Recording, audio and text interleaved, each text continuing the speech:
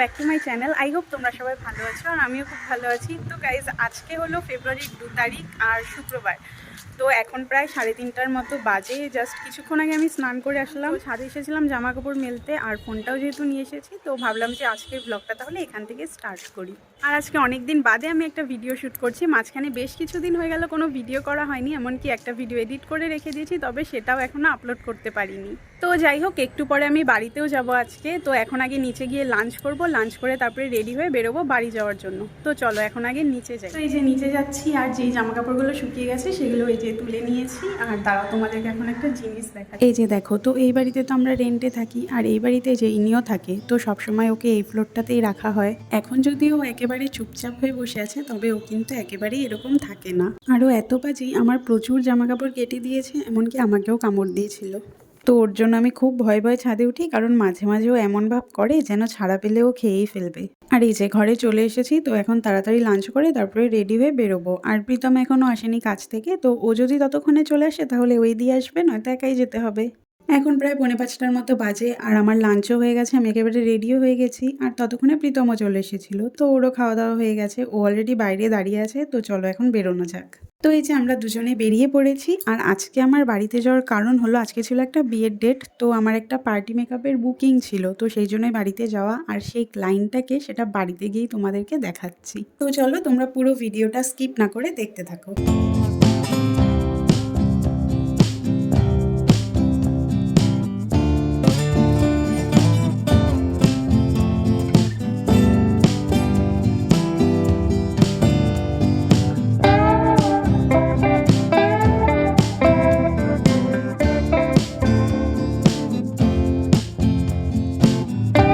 তো চলে এসেছি বাড়িতে, আর মা এখন সন্ধ্যা দিচ্ছে। আর এই যে এটা হলো আমাদের ছোট্ট একটা ঠাকুর ঘর। তো যা যা লাগবে সেগুলো এখানে গুছিয়ে রাখা হয়ে গেছে। আর এই যে আমার পার্মানেন্ট ক্লায়েন্ট। দিদি, তোমার আজকে কেমন লুক চাই? থাপ্পড় মারবো, তাড়াতাড়ি কর। এরকম লুক চাই? ও মা, দেখো তো নিকিতা এই যে দেরি করতেছে। বলিস না, সারা দিন লাগাই দে। তাড়াতাড়ি কর। তো গাইজ, আমার পার্মানেন্ট ক্লায়েন্ট হলো আমার দিদি। আর এই মেয়েটার প্রত্যেকটা বিয়ের সিজনে এত ইনভিটেশন থাকে, মানে প্রায় প্রত্যেকটা বিয়ের ডেটে ওর একটা করে ইনভিটেশন থাকবেই থাকবে। আর ঠিক ততবারই ওকে আমার সাজিয়ে দিতে হবে। যদি আমার রিয়েল কোনো বুকিং থাকে আর ওই ডেটে যদি ওরও কোনো বিয়ে বাড়ির ইনভিটেশন থাকে, তখন আমি কাজ করে এসে দেখবো যে ও হাফ রেডি হয়ে বসে আছে, আর তারপরে বাকিটা আমাকে করে দিতে হবে।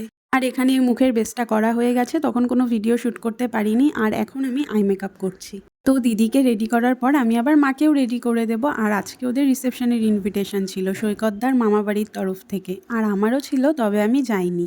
তো ফেস মেকআপ অলমোস্ট কমপ্লিট। এখন শুধু হাই পয়েন্টগুলোতে হাইলাইটার লাগিয়ে নেব, তারপরে চলে যাব হেয়ার স্টাইলে।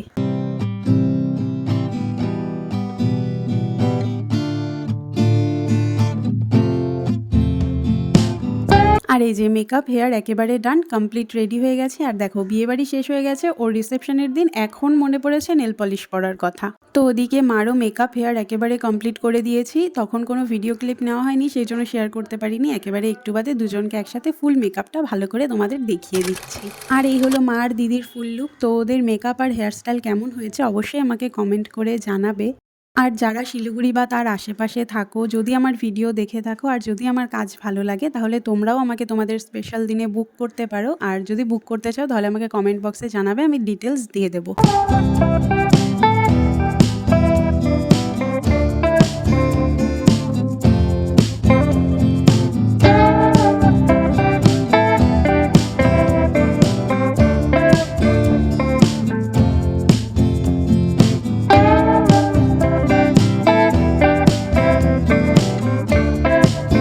ওরা এখন বেরিয়ে যাচ্ছে। আর দেখো, মা গিফট নিতেই ভুলে গেছে, তাই আমাকে বলছে এনে দে।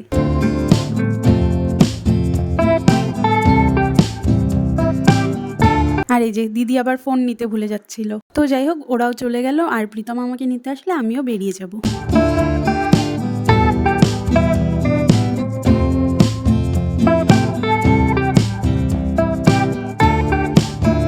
তারপরে আমিও বেরিয়ে পড়লাম, প্রীতম নিতে চলে এসেছিল। তো চলো এই ভিডিওটাকে এখানেই শেষ করছি। আর ভিডিওটা ভালো লাগলে প্লিজ লাইক কমেন্ট করো। আর হ্যাঁ, ভিডিও দেখছো কিন্তু অনেকেই, কিন্তু কেউ কিন্তু চ্যানেলটা সাবস্ক্রাইব করছো না, তো প্লিজ চ্যানেলটা সাবস্ক্রাইব করে দিও।